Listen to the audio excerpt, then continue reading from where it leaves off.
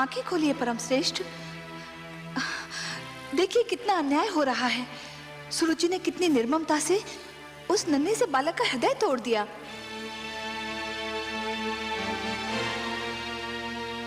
देख रहा हूं महादेवी। देख रहे हैं और फिर भी मौन है। यही तो उत्तानपाद भी कर रहा था। मैं तो देवलोक की हूं। मुझ में ये साधारण मानवीय भावनाएं नहीं होनी चाहिए थी, किंतु ध्रुव के साथ हो रहे दुर्व्यवहार को देखकर मेरा भी मन भर आया है। आपका मन इसलिए भर आया है देवी कि आप स्वरूप में नारी हैं और हर नारी में एक माता छिपी होती है। दया, करुणा और ममता नारी की विशेषताएं हैं। नारी तो सुरुचि भी है त्रिलोकीनाथ, किंतु विश्वास नहीं होता कि इतनी सुंदर नारी का मन इतना कठोर भी हो सकता है। हर वस्तु जो चमकती है वो कुंदन नहीं होती देवी। आवश्यक नहीं कि हर सुंदर स्त्री का मन भी कोमल हो।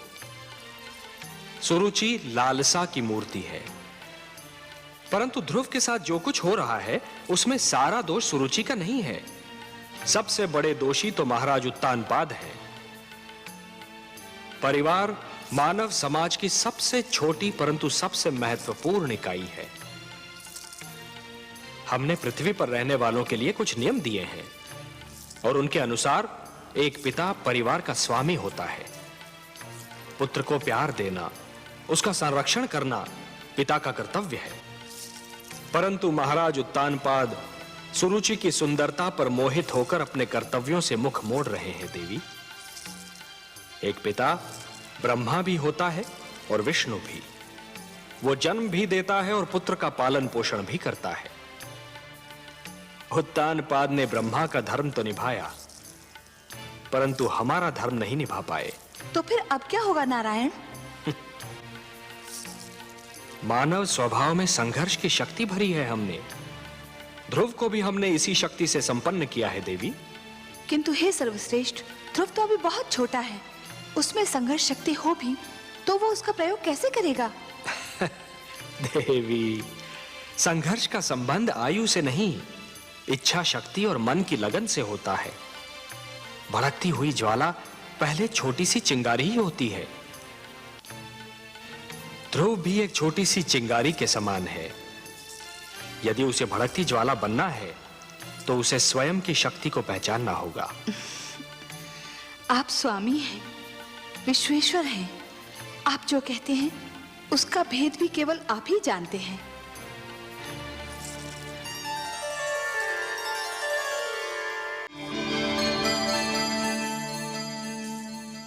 हे प्रभु, देखिए नन्हा ध्रुव रात्रि के अंधेरे में राजभवन को छोड़कर आपकी खोज में निकल गया है। हाँ देवी, वो अपने मन की लगन को दबा नहीं पाया। परंतु हे सर्वव्यापी, वो तो क्षीर सागर का मार्ग भी नहीं जानता। देवी, एक यात्री के लिए सबसे कठिन क्षण वो होता है जब वो किसी अनजान यात्रा के उद्देश्य से मार्ग पर प्रथम पग धरता है। फिर तो मार्ग में सहस्त्रों घने पेड़ मिल जाते हैं जो उसके पैरों तले शीतल छांव बिछाने को तैयार रहते हैं। फिर मार्गदर्शक भी मिल जाता है, और मार्गदर्शक तो गुरु होता है देवी।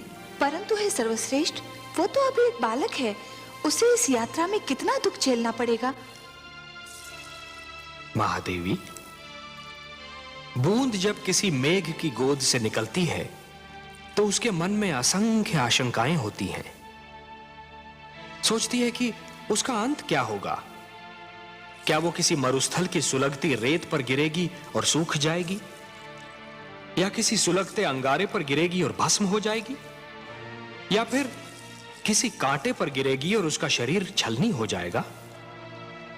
क्या होगा उसका अंत? परंतु जब वो किसी सीप के मुख में गिरती है और मोती बन जाती है, तब उसे यह ज्ञान होता है कि उसकी यात्रा शुभ थी। आपकी बातें आप ही जाने परमेश्वर, किंतु आज्ञा हो तो एक बात कहूं। आप तो हमारी अर्धांगिनी हैं। हमसे कुछ कहने के लिए आपको हमारी अनुमति और आज्ञा की आवश्यकता नहीं है देवी। कहिए, अवश्य कहिए। यदि ध्रुव पर राह में कोई संकट आया तो मैं चुप नहीं रहूंगी, मैं इस खेल में कूद पड़ूंगी और आप मुझे रोकिएगा मत। नहीं रोकेंगे, परंतु एक बात का ध्यान तो आपको भी रखना होगा देवी। कौन सी बात? कि नियमों को बनाने वाले स्वयं उनको तोड़ा नहीं करते। मैं समझी नहीं त्रिलोकीनाथ। मानव के भाग्य विधाता ब्रह्मा है। आप ब्रह्मा के लिखे को बदलने की चेष्टा न कीजिएगा देवी। ध्रुव हमको ढूंढता हुआ आ रहा है और इस राह में उस पर वही बीतेगी जो ब्रह्मा ने उसके भाग्य में लिख दी है। वो हम तक पहुंच पाएगा या नहीं, ये तो केवल ब्रह्मा ही जाने। परंतु इस बालक के लिए आपके मन में इतना स्नेह क्यों उमड़ रहा है देवी? मैं नहीं जानती प्रभु, पर न जाने क्यों ऐसा लगता है जैसे ध्रुव मेरी ही संतान हो। इतना महान स्थान दे दिया उसे आपने। क्यों? क्या वो इस स्थान के योग्य नहीं? इतनी छोटी सी आयु में इतना बड़ा निर्णय, इतना दृढ़ निश्चय, ये सब महानता के लक्षण नहीं है तो और क्या है? उसे अपनी महानता सिद्ध तो कर लेने दीजिए। अवश्य, परंतु ध्रुव पर अगर कोई संकट आया तो मैं सहन नहीं कर पाऊंगी।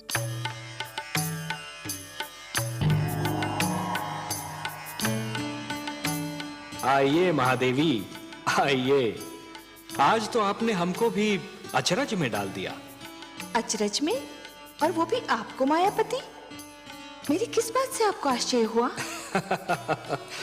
शीतल जल यदि दहकती अग्नि बन जाए, चंद्रमा ठंडी चांदनी के स्थान पर यदि तपती धूप छिटकाने लगे, पुष्प की कोमल पंखुड़ी यदि धारदार कटार बन जाए तो आश्चर्य नहीं होगा देवी। अपने पुजारियों पर धन की वर्षा करने वाली देवी को जब हमने ध्रुव के शत्रुओं पर विष की वर्षा करते देखा तो हमें भी कौतूहल हुआ। मैं क्या करती नारायण, मुझसे रहा नहीं गया। वो हत्यारे अगर ध्रुव के प्राण ले लेते तो मैं स्वयं को कभी क्षमा नहीं कर पाती। आप जानते हैं ना, वो हत्यारे ध्रुव के प्राण लेना चाहते थे। जानता हूं, भली भांति जानता हूं, और कुछ और भी जानता हूं। क्या? यही कि हो सकता है कि विधाता ने ध्रुव के भाग्य में यूं मरना लिखा ही न हो। उसके भाग्य में यह लिखा हो कि आप उसके प्राणों की रक्षा करेंगी और अपने ममतामयी हाथों से उसे थपकियां देकर सुलाएंगी, क्योंकि देवी होता तो वही है जो भाग्य में लिखा है। मैं नहीं जानती, लेकिन उस बालक को देखकर मेरे मन में ममता का सागर उमड़ने लगता है। नारायण, वो कितनी लगन से आपको ढूंढ रहा है। आप स्वयं जाकर उसे अपने दर्शन क्यों नहीं देते?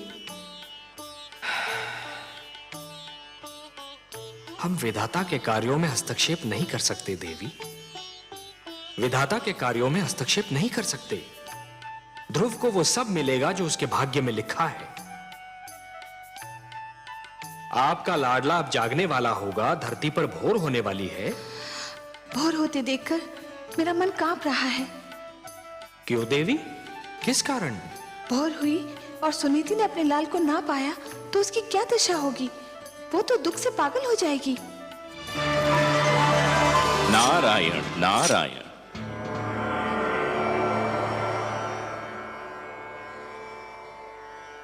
आज बहुत प्रसन्न दिखाई दे रहे हैं देवर्षि। प्रसन्न क्यों न हूं सर्वेश्वर। धरती पर जब कोई अनुपम घटना घटती है तो मन इस प्रकार से खिल उठता है मानो बसंत बयार बहने से मधुबन। और आज तो मैंने वो दृश्य देखा जिसे देखकर मैं आनंद विभोर हो उठा।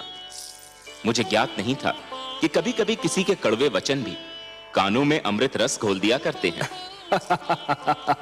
तो अपनी प्रसन्नता हमसे नहीं बांटेंगे देवर्षि? आपसे क्या छिपा सकता हूं, आप तो विश्वव्यापी हैं।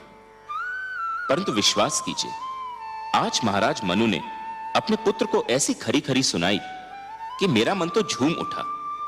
उत्तानपाद पर सुरुचि की मोह माया का जो रंग चढ़ा हुआ था वो तो ऐसे उतर गया जैसे बरखा की बौछार पड़ने से वृक्ष पे जमी धूल उतर जाती है।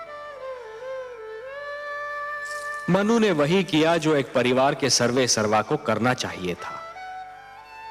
नई पीढ़ियां जब अकारण ही आवेश में आकर अपने पूर्वजों के बनाए हुए अच्छे नियम तोड़ने लगे, सुंदर परंपराओं का त्याग करने लगे और अपने संस्कारों से विमुख होने लगे, तो बड़ों का कर्तव्य है कि उन्हें भटकने पर टोकें, पतन से रोकें। जिस प्रकार एक अंकुश मदमस्त हाथी को अनियंत्रित होने से रोकता है, उसी प्रकार बड़ों का उपदेश छोटों को भटकने से रोकता है। परंतु मुझे आश्चर्य तो इस बात पर हुआ कि उत्तानपाद चुपचाप सिर झुकाए अपने पिता की फटकार सुनता रहा। इसमें आश्चर्य की कोई बात नहीं है देवर्षि।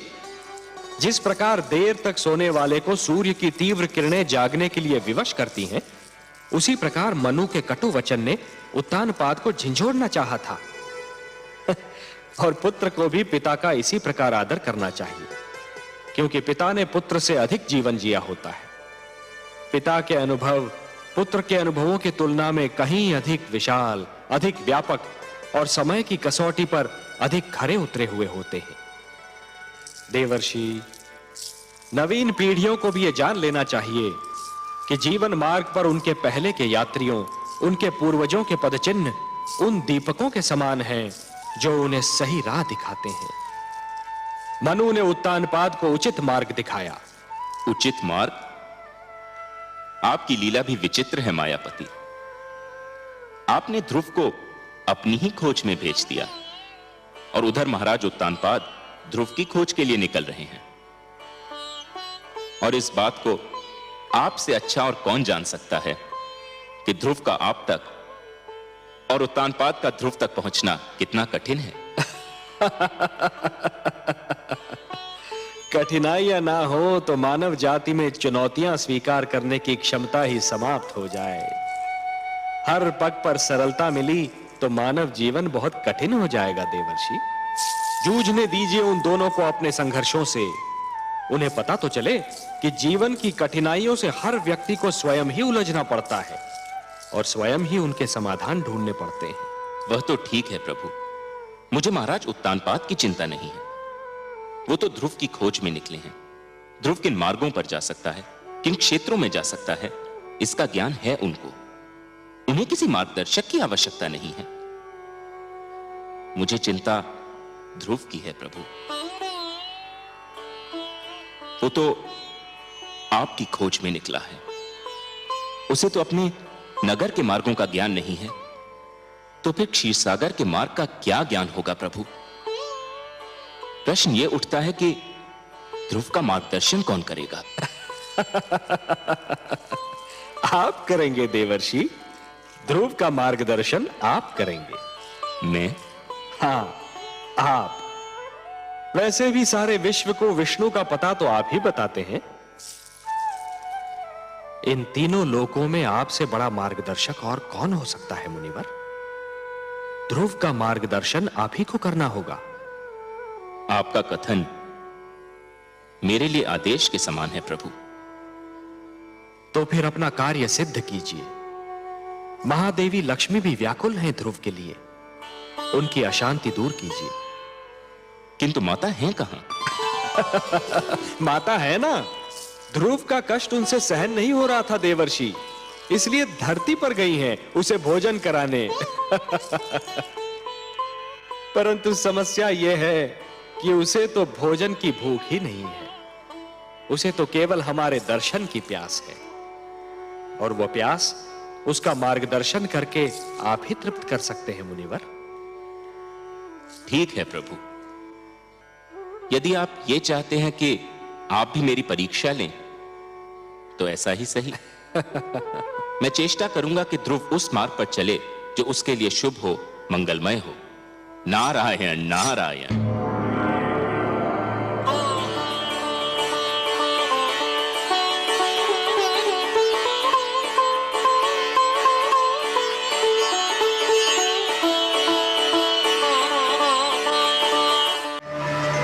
नारायण नारायण। आइए देवर्षि आइए, स्वागत है आपका। बताइए, तो क्या आपकी कृपा दृष्टि हुई ध्रुव पर? क्या आपका मार्गदर्शन मिला उसे? ध्रुव का मार्गदर्शन आपने भी किसके पास भेज दिया था मुझे? वो बालक है ना, न जाने किस मिट्टी का बना हुआ है। देखने में तो छोटा सा है, परंतु संकल्प इतना दृढ़ कि बड़े बड़ों की बुद्धि चकरा जाए। इतनी छोटी सी आयु में इतनी महान अभिलाषा, और अब इस बात पर अड़ा हुआ है कि भगवान को स्वयं ही उसके पास आना पड़ेगा, और इसके लिए कुछ भी सहने को तैयार है। प्रभु, उसका मार्गदर्शन करते करते तो मैं अपना मार्ग भूलते भूलते बचा। उसे मेरे मार्गदर्शन की आवश्यकता नहीं लगती प्रभु। आप ठीक कह रहे हैं देवर्षि, आप ठीक कह रहे हैं। पतंगा जब दीपक पर अपना सर्वस्व न्योछावर करने की ठान लेता है तो केवल एक ही वस्तु उसका मार्गदर्शन कर सकती है, दीपक की लौ और उस पर मर मिटने की इच्छा। फिर यही उद्देश्य उसका पूर्ण जीवन बन जाता है। ध्रुव के मन में जिस संकल्प ने जन्म लिया है देवर्षि, उस संकल्प की पूर्ति के लिए उसका मार्गदर्शन भी वही संकल्प करेगा। उस संकल्प के अतिरिक्त और कोई उसका मार्गदर्शन कर ही नहीं सकता। एक बात पूछने को मन कर रहा है जनार्दन। तो संकोच क्यों कर रहे हैं देवर्षि? पूछिए ना। हे विश्वेश्वर, जब ध्रुव के संकल्प से ही उसका मार्गदर्शन होना था, तो फिर उसके मार्गदर्शन के लिए आपने मुझे क्यों भेजा? यदि चंद्रमा उदित ही न हो देवर्षि, तो अंधियारी रात्रि के यात्री को कौन बताए कि उसकी यात्रा किस दिशा में होनी है? आपने चंद्रमा बनकर ध्रुव की आकांक्षा को दिशा दे दी देवर्षि। यह कोई साधारण और सरल कार्य नहीं था। मैं जानता था कि यह कार्य केवल आप ही कर सकते हैं देवर्षि, केवल आप, क्योंकि आप सृष्टि के सबसे श्रेष्ठ मार्गदर्शक हैं। जो आपने किया वो केवल उचित ही नहीं था, बल्कि सराहनीय भी था। आपकी सराहना के लिए बहुत बहुत धन्यवाद नारायण। किंतु माता लक्ष्मी कभी मुझे सराहें, लगता है ये मेरे भाग्य में नहीं लिखा है। मैं जानता हूं देवर्षि, आपने जो किया उससे माता लक्ष्मी यदि रुष्ट नहीं तो संतुष्ट भी नहीं है। यही कहना चाहते हैं ना आप? आपसे क्या छिपा है अंतर्यामी। हां, माता मुझसे अप्रसन्न है। वो विवश है देवर्षि, अपनी ममता के कारण विवश है वो। उनसे तो किसी की पीड़ा नहीं देखी जाती, और फिर यह पीड़ा तो उसकी है जिसे उन्होंने स्वयं अपना पुत्र मान लिया है। इसलिए आप पर थोड़ा सा क्रोधित हो गई थी, और फिर क्रोध का प्रदर्शन भी तो अपनों से ही किया जाता है ना देवर्षि। आपको अपना समझती हैं, आप पर कृपालु हैं, इसलिए कभी कभी आप पर अपने क्रोध के पुष्प भी बरसाती रहती हैं। आपको भी तो आनंद मिलता है इससे।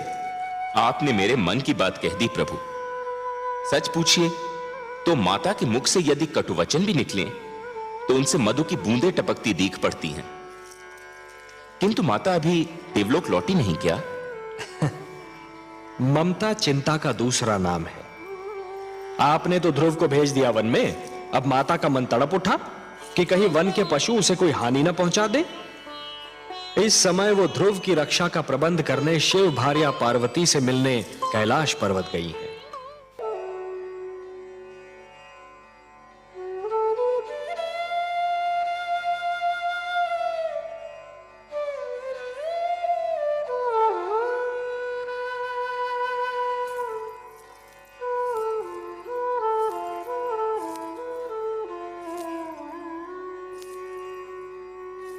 आपका मुख आपके मन का दर्पण है देवी।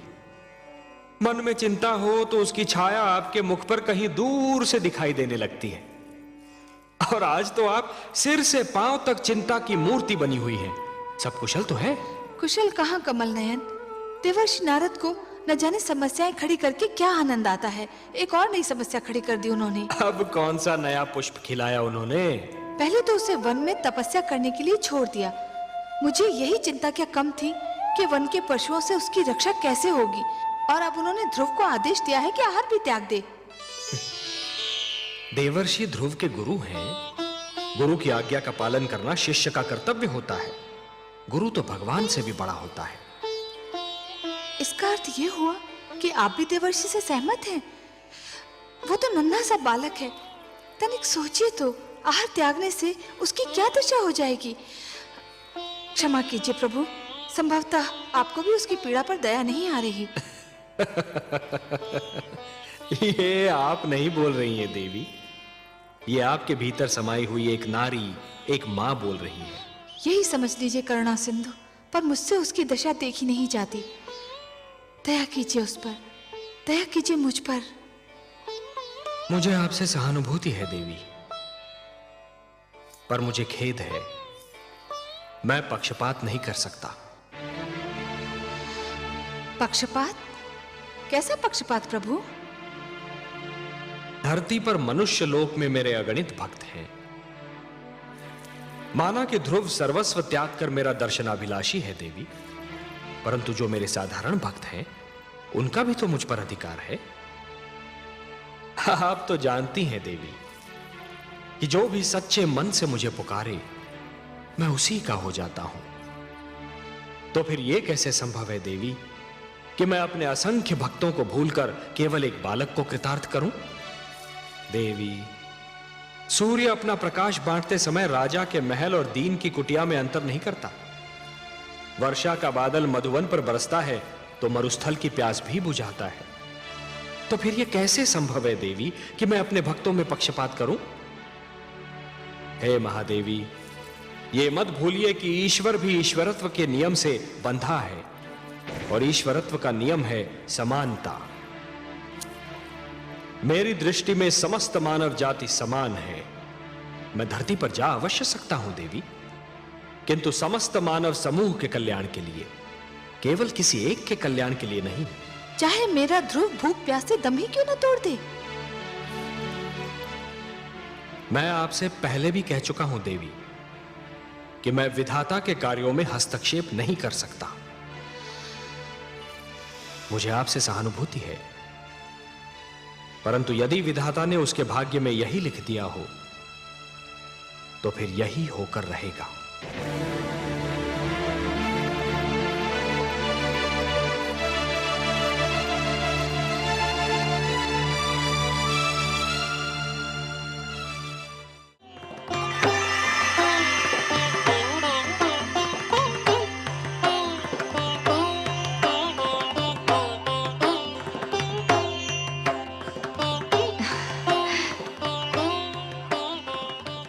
क्या हुआ स्वामी?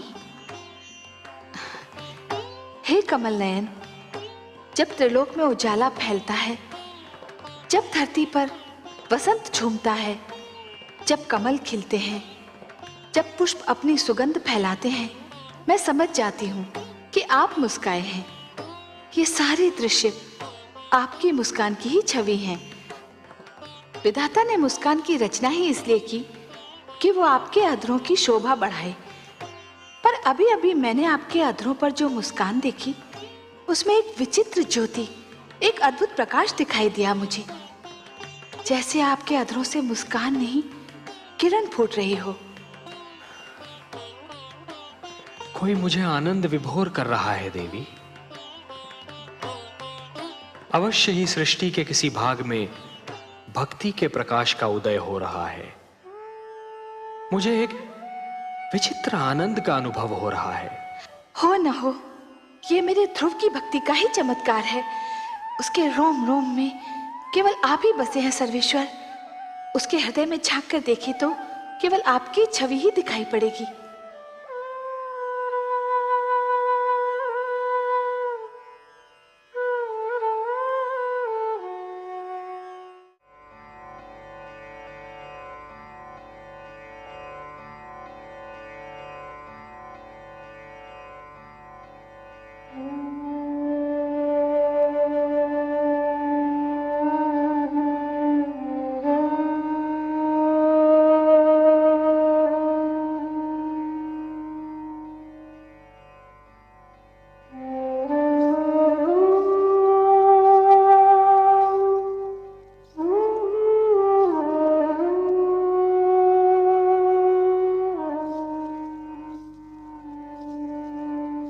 महादेवी,